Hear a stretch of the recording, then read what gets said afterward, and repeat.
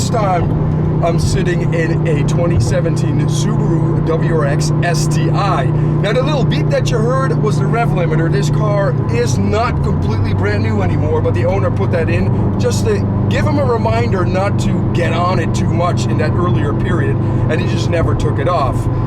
So you'll probably hear that a couple of times. Of course, you got the brakes over here. They're Brembos. Oh, that's so nice.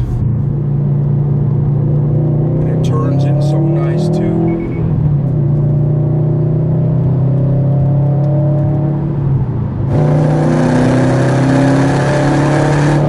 Even just a little 4-gear pull and it just moves. You always got to love these red lights and these brakes again. Very nice.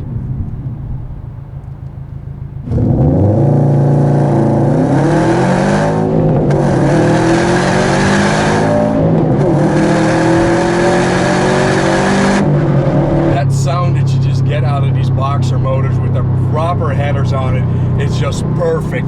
Now there's one thing that obviously comes up, and that is, okay, this car makes the torque all the way up in the rev range, whereas the WRX gets it all the way down from 2000 RPM upwards.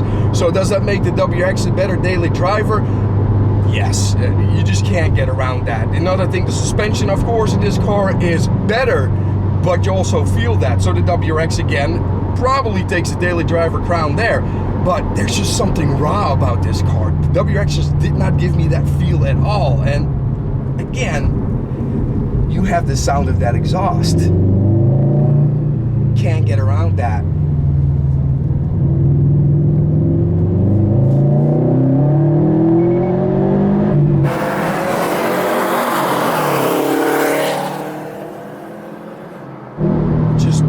Effortlessly. As soon as you hit past 4,000 RPM, you really feel that turbo come on, and I love it.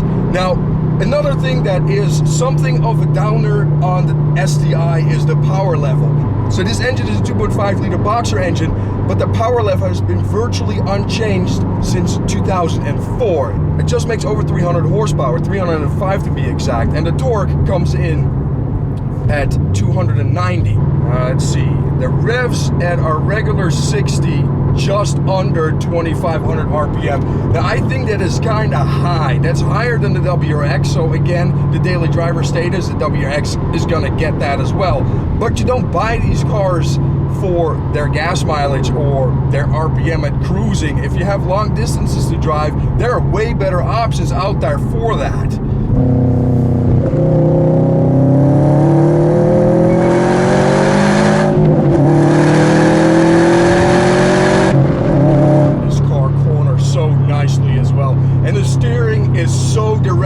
You only have to move it just a millimeter to each side and the car already starts moving, and I love that. It is so engaging to drive.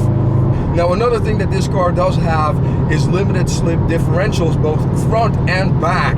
So if you crash in a corner in this car, you are going to have to be doing something really, really stupid when you get on the gas. This car is probably going to save you out of just about anything, and I bet it would be a freaking hoot on a proper track. Now the interior is of course very similar to the WRX. You do get 180 miles an hour on the Speedo.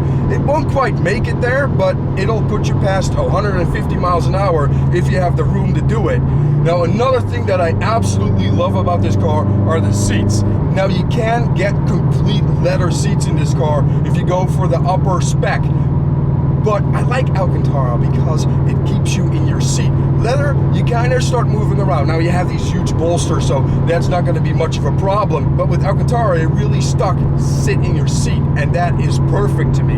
It just reminds me of the seats that I had in my 405. They came out of a 405 T16 and they had that same setup, Alcantara in the middle, and I love it. And it also doesn't get hot like leather does. You have the sun right on it, you'll burn your legs if you have shorts on. Alcantara is not going to be an issue. The interior space is exactly the same as the WRX. You have a ton of room. Trunk is huge, and if you have to compare this to the Evo is of course way more driver orientated. This is still kind of soft compared to an Evo, but it has way more space and usability. So versus the Evo, this would be the daily driver choice 100%. And you also get that 6th gear, which is perfect. The Evo revs way higher at 60. And the trunk space, you got way more room. The seats fold down. Evo, you don't get that because there's a freaking battery in the way.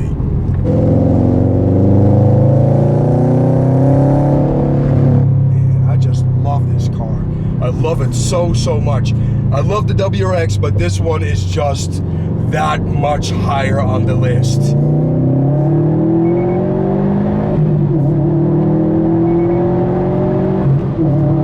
Oh, man. And that shifter, so precise, so direct, so quick. Man. And when you go over to the exterior styling on the car, there's something that you cannot miss. Number one, of course, that little badge that tells you it's an STi. But what I'm on about is that huge freaking wing. It doesn't matter if it's WRX or an STi. If I personally owned one, that boy racer ring better be on it, because otherwise I don't like it as much. Now, price-wise, these cars come in the mid-30 range, and you can spec them out past 40. That's a ton of money. And if I have to give you a conclusion on it, is it worth it? Yes and no. The WRX over the years has gotten so close to the STi performance. Now, of course, you're not gonna get the more refined stuff, but it's still getting closer and closer and closer, while this one kind of stays stagnant. The positive thing, of course, is that exhaust note. Again, you can't get around it. Unequal length headers just sound way better. I hope that the future holds us a 2.5 liter direct injected motor with 350, 380 between that range horsepower and equivalent torque. That would be absolutely epic.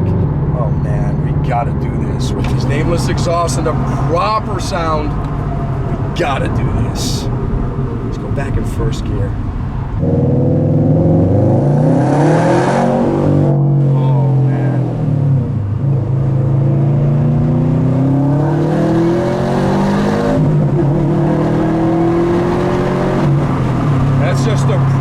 Sound right there. Simon, thank you so much for letting me drive your STi.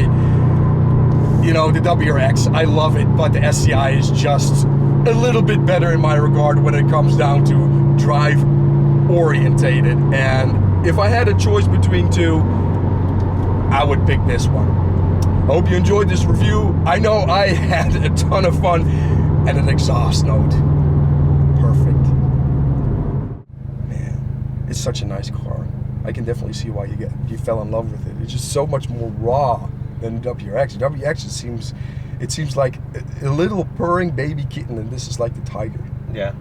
You know. I mean, I liked my WRX, and I had the MA Performance tune on it, so it was fast. But when I drove Ryan's, I was like, oh man, I gotta get me one of these. One of these. This transmission and everything, but yeah. I do like the sticker on the back also. Oh, got the Paul Walker. That's my yeah. Love Paul Walker. Yeah. I was devastated when that happened. You know, I made a vlog of it a while back, and I think I wonder if I left it online or not. The one where you reviewed the movie? No, well, I talked about Fast 7, of course. Mm-hmm. And you had a little bit of a breakdown. Yeah, but I start thinking, you know, about my own home situation, and it's just right. Yeah, I know it hits hard. It hits you, and that's one of the things that you know. Even though I don't know the guy, and I'm not going to say that I'm the hugest fan either, because I'm obviously not. But it just hits you, and you don't know that it's a fellow car enthusiast like that. You know, people leave this earth all the time, and he's in the spotlight. A lot of people identify with him, so it's only natural that there's a little bit of an emotional effect on you. Have you seen the new one yet? No. Have you? I might go today. Yeah. Later on. Yeah. We have activities and stuff with my daughter, but once we finish that up, we might try to see if we can go see it. I don't know if I'm going to be seeing it probably next weekend or something like that, but you know, I don't think I'm going to be spoiled. Because one of the things that I've noticed, like, the first one was quirky, I liked it, and then you had the second one, which it didn't have Vin Diesel in it, So I got the bad feel from that, and I don't know. Tyrese Gibson, comedic relief, but in that movie, it didn't work for me. You know, he could not take the place from Vin Diesel. And then the third one, I was expecting not to like it, but I did. From the moment that Monte Carlo came on the screen, I was like, oh yeah, this is gonna be good. Even with the Tokyo Drift afterwards, and they bastardized the Mustang with the 2JZ, or was it RB20? I don't know what it was, but they bastardized it. I was like, dude. But it was still good. I still liked it. And then, you know, after that, it just started to get absolutely nuts.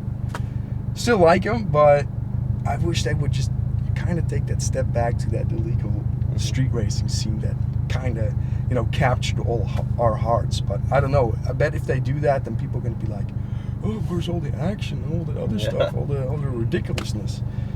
Oh, man. I mean, they're racing, well, it looks like they're racing a submarine. I'm like, dude.